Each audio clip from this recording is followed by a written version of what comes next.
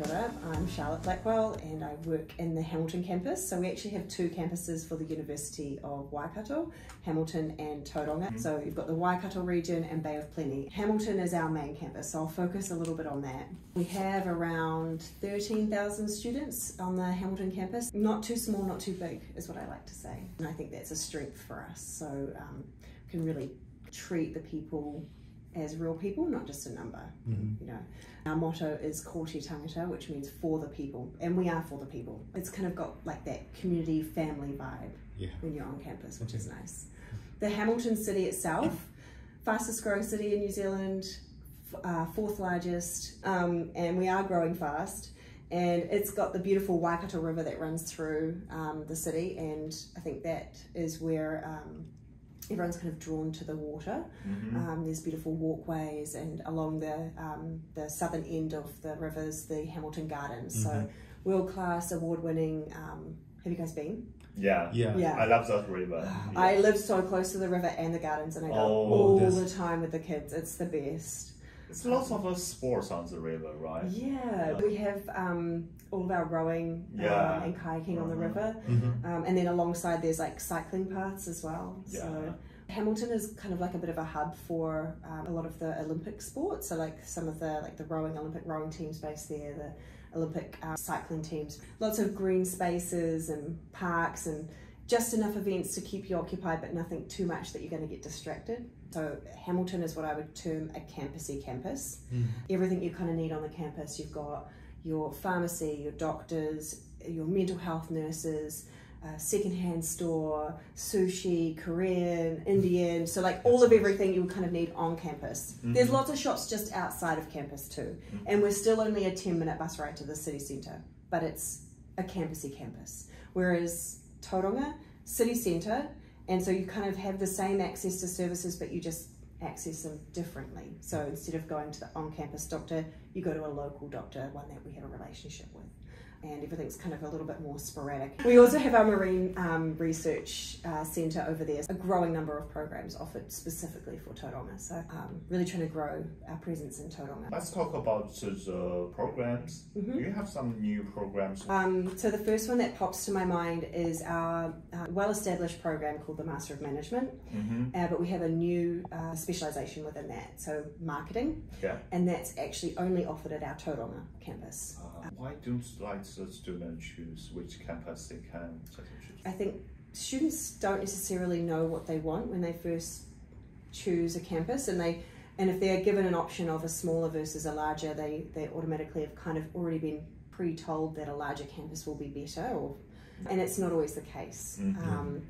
So for us, we're trying to lure students that would typically have gone to Hamilton over to Tauranga so that we can really start to showcase the amazing student experience that we have over there. We also have our Master of Pharmacy practice starting next year, and that is only on the Hamilton campus. A very prescribed program, and it is open to international students, but they do need to have a background like the molecular sciences, biology, exactly, in order to go into the pharmacy program. It's a 2-year program, whereas the Master of Management is typically 1 year. So marketing's in Tauranga, and business analytics, supply chain management, project management, and agribusiness as the 4 that are offered in Hamilton. For the bachelor? Bachelor, we've got our BB FinTech, Banking and Finance Technology. That's a growing program, brand new. It's kind of quite like a hardcore program. You know, we're bringing in like cryptocurrency, large data sets, and it's the future of that industry. That one is offered within our Waikato Management School.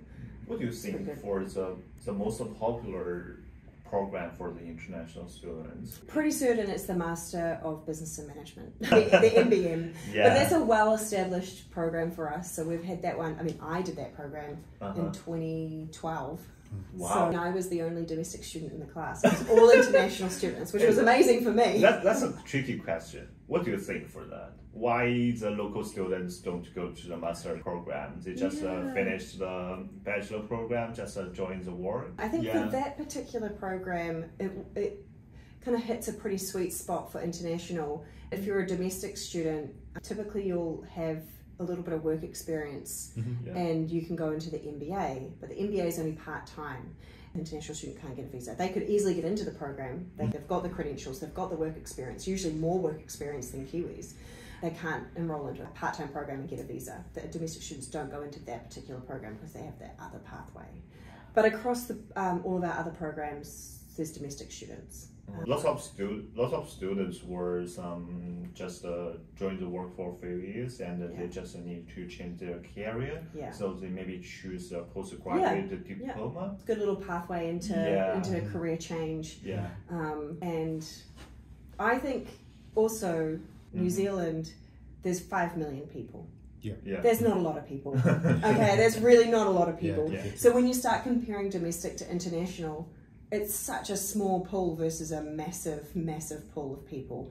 And I think that's why there's just lower numbers of domestic students in postgrad across the board, because there's just not very many of us. So just have a different background for the culture, and just choose here to learn their master degree, don't choose their home country, maybe just because they just think this country will be need if you want to work. Just the bachelor degree is fine. It's totally fine for them. I feel like there is a change in that slowly happening, but New Zealand is a little bit slower to get on that bandwagon. You know, like if I was to go and try and get a job in the US, I have to have a master's, right? It's like a requirement, I feel. But here, bachelor's is enough.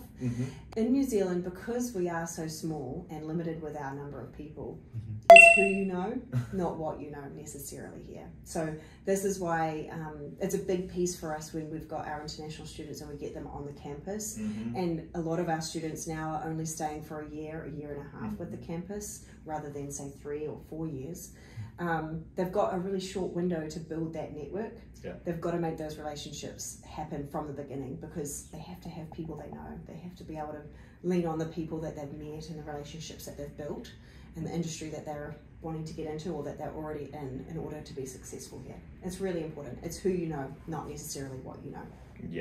And just to keep on the job or the career, the Master of Information Technology have the internship. It does, yes. It has a paid internship.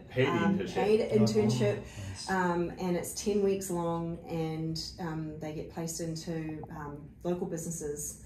It's pretty exciting, actually, to be honest, to be able to have that as an offering, and it has made that program very attractive to a lot of international students, because they get that opportunity to build the networks. New Zealand is 95% small business. If I'm a small business and I know that intern did an amazing job for the 10 weeks that we had them, and I've got an opening coming up in 6 months' time, I'm going to shoulder tap that person and say, hey, I've got this job full time. Do you want to come and work for me?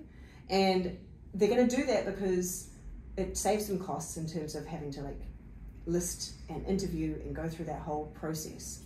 So the internship is key, and this is a big part of not just the Master of Infotech, but across all of our undergraduate degrees, and a lot of our taught masters has some kind of work integrated learning component that has to be done. So I think about 96% of our graduates have completed an internship consultancy project before they graduate, and it's a part of the program. They get academic credit for it, and it's the setup for it is assisted by the divisions, because we know that it's very difficult for an international student to come in and just be like, I'm going to go and find myself an internship.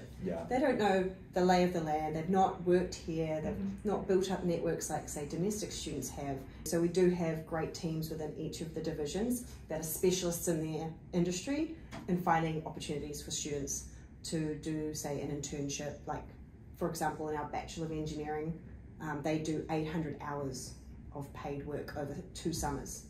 It's a requirement. They have to, in order to graduate, they have to do that work and that work experience, and they organise that for them. Some of the degrees are a little more hands-off with help, and they kind of give all the resources to the student and support them through that. Sometimes it's a bit more prescribed, like, for example, the Master of Infotech, where they find a placement for them.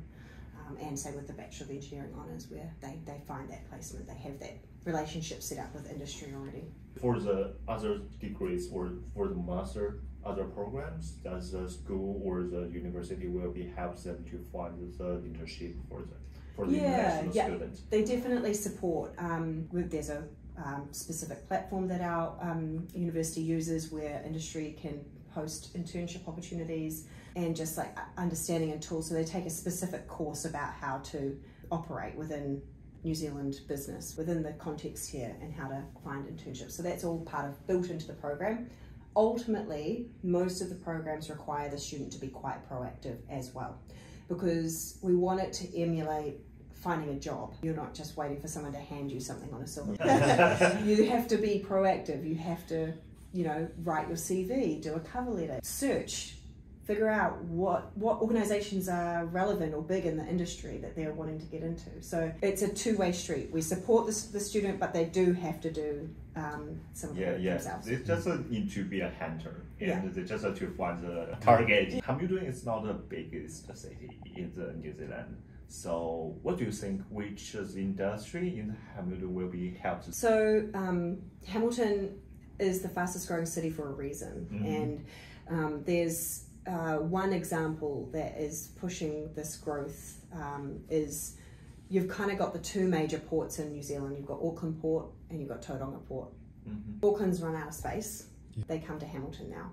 So we have a massive inland port where the rail goes through. So there's a big piece in supply chain management and manufacturing and engineering, all literally right next to the university. Like 10 years ago, there were cows in that paddock, and now it is stacks of containers, massive big warehouses. It's pretty impressive actually, the growth. That's and the information ICT programs or ICT industry in the Hamilton will be maybe. It's definitely growing. Hamilton is close enough to Auckland that you can still come up to Auckland if you want that big city feel, but a lot of industry is finding Auckland quite expensive, and so they're moving south to Hamilton because it is cheaper. The cost of living is cheaper, renting out a space for your business is cheaper. So it is becoming a bit of a finance, bit of an ICT hub. There's lots of little startups, but also the bigger players as well, and it's thriving. It is feeling like there's a lot going on, to be honest, in Hamilton in a really great way. Let's talk about what do you think for the nursing. Okay. You have the Bachelor of Nursing and a Master of Nursing practice. Yes. And first question, why students choose the Waikato for their nursing programs? Yeah, great question. Unfortunately, at the moment, our Bachelor of Nursing is only open to domestics. We have a really great relationship with the Waikato Hospital, and it's one of the largest teaching hospitals in the Southern Hemisphere. If you're on the top of the hill at the university, you can see the hospital, so it's very, very close in distance. Our Master of Nursing practice, it's built on a philosophy of working with the person they are trying to help. It's built around manaki, the care for the person, and that's kind of a little bit different because it's an amalgamation of East and West methods, I think, in terms of care, because you've got kind of like this standard model of how you care for a person in a hospital environment, and then you've got this other sort of more grounded caring from Indigenous perspectives, right? So people who have been doing it for a really long time in slightly different ways, and they've kind of built the program together to make sure that it meets the needs of the people in New Zealand. So let's talk about the language.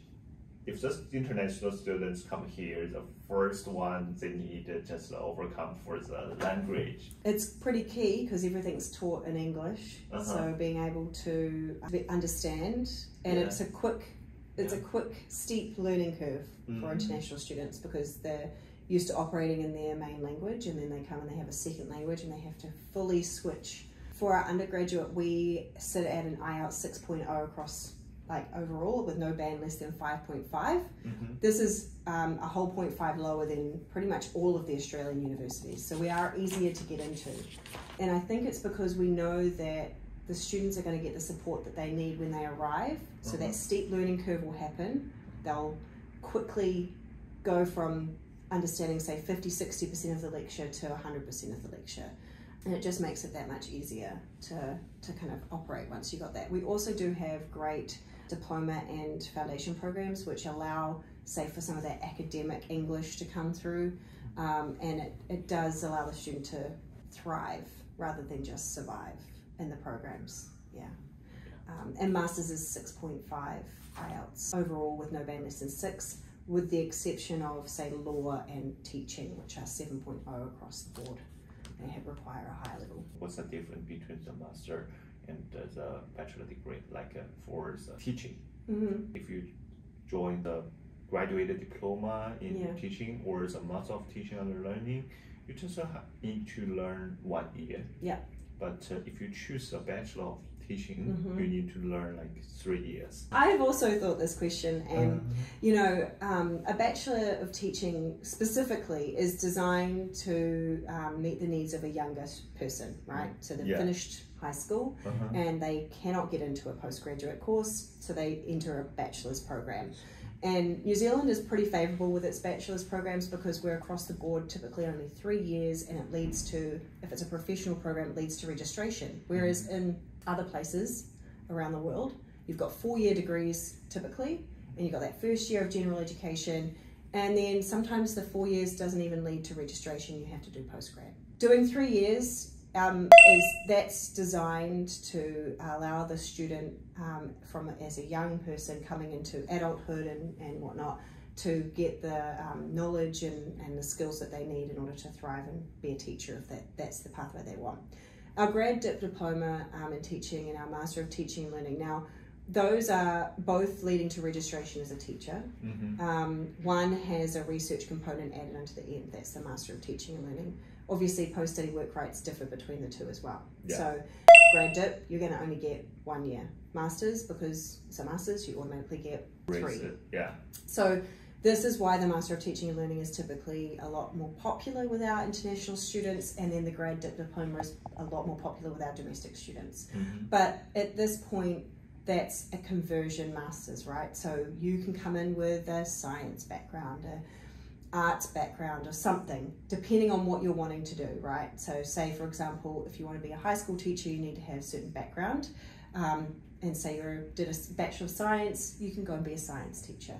Primary is a little bit easier because you don't have to have specializations of subjects, and same with early childhood.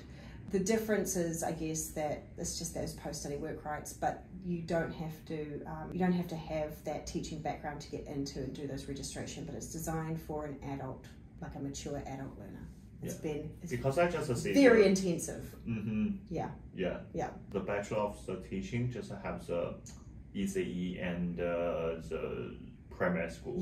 Don't have the secondary. If you want to do secondary, you have to have that specialist knowledge. Right. So I do remember, I know some people they'll do say 4 years of straight away. It's 4 years, and they'll walk out with a grad dip diploma or walk out with a Master of Teaching and Learning and have their specialist subject that the bachelor's that they've just completed. Some do conjoint, like Bachelor of Teaching and say Bachelor of Science or Bachelor of Management or whatever it is that they want to do. But if they're wanting to be a high school teacher, they're better off to commit to that specialist piece in their undergraduate, really understand, if they want to be a chemistry teacher, they really have to know chemistry, and then they go and do their master's on top of that, so to just do the teaching piece. That's the main reason why just the Bachelor of Teaching just have the early childhood and that's right, primary. Because you can't have that specialization piece. It's a bit tricky.